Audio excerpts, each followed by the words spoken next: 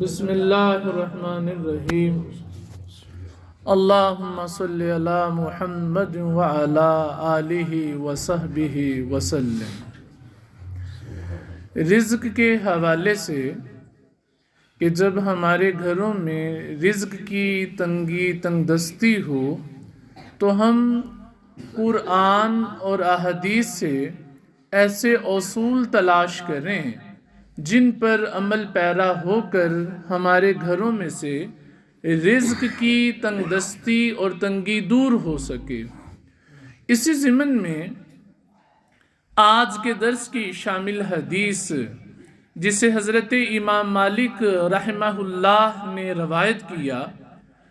اور حضرت عمر بن خطاب رضی اللہ تعالیٰ عنہ کے بیٹے حضرت عبداللہ ابن عمر رضی اللہ تعالیٰ عنہ فرماتے ہیں اپنے والد محترم کے بارے میں، کان یصلی من اللیل ما شاء اللہ، کہ حضرت عمر بن خطاب رضی اللہ تعالیٰ عنہ رات میں نماز کو ادا کرتے جتنی اللہ رب العزت چاہتا، حتی اذا کان من آخر اللیل، اور جب رات کا آخری حصہ آ جاتا، ایقظا اہلہ، پھر وہ اپنے گھر والوں کو نماز کے لیے اٹھاتے، نماز کے لیے بیدار کرتے، یقول لہم الصلاۃ، اور ان سے فرماتے کہ نماز یعنی نماز ادا کرو، یتلو ہذہ الآیہ، اور اس کے بعد پھر قرآن پاک کی اس آیت کو تلاوت فرماتے، وَأَمُرْ أَهْلَكَ بِالصَّلَاةِ، اے نبی پاک علیہ السلام اپنے گھر والوں کو نماز پڑھنے کا حکم دیجئے، وَاسْتَبِرْ عَلَيْهَا، اور اس بات پر ڈٹ جائیے، اس بات پر جم جائیے، یعنی نماز پڑھنے کا حکم اپنے گھر والوں کو مسلسل دیتے رہیے، لا نسألک رزقا، ہم آپ سے رزق نہیں مانگتے، نحن نرزقک، بلکہ ہم آپ کو رزق عطا کرتے ہیں، والعاقبۃ للتقوی،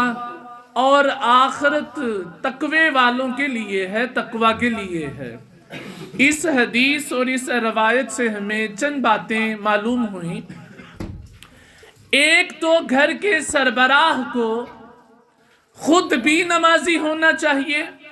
اور اپنے گھر والوں کو نماز پڑھنے کا حکم بھی دینا چاہیے۔ جب نبی پاک علیہ السلام پر یہ آیہ مبارکہ نازل ہوئی تو آپ علیہ السلام مسلسل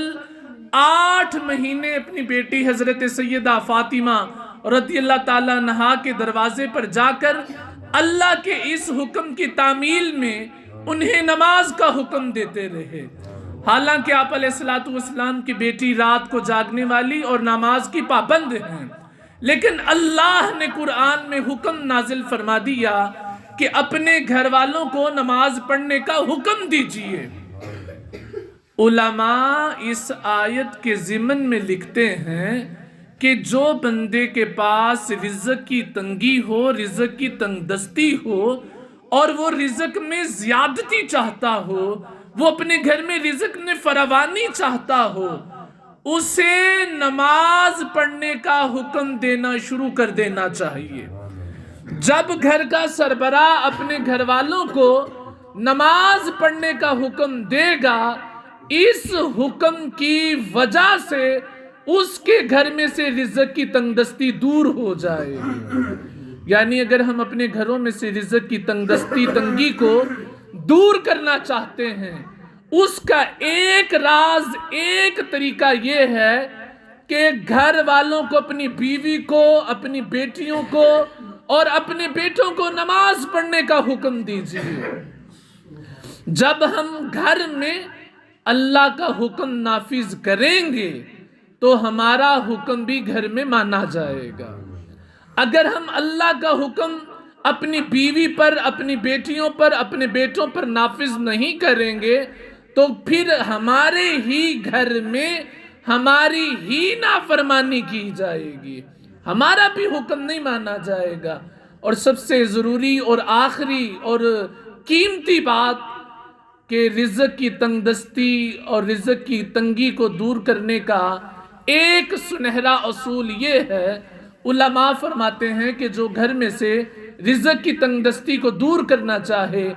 بس وہ یہ کام کرے کہ وہ اپنے گھر والوں کو نماز پڑھنے کا حکم دینا شروع کر دے اور اس بات پر ڈٹا رہے، اللہ تعالیٰ اس کے گھر میں سے غربت کو دور کر دے گا۔ اللہ رب العزت ہمیں حضور علیہ السلام کی سنتیں، آداب، احکامات سیکھنے، سکھانے اور ان پر عمل پیرا ہونے کی توفیق عطا فرمائے۔ وَمَا عَلَيْنَا إِلَّا الْبَلَاغُ الْمُبِينُ۔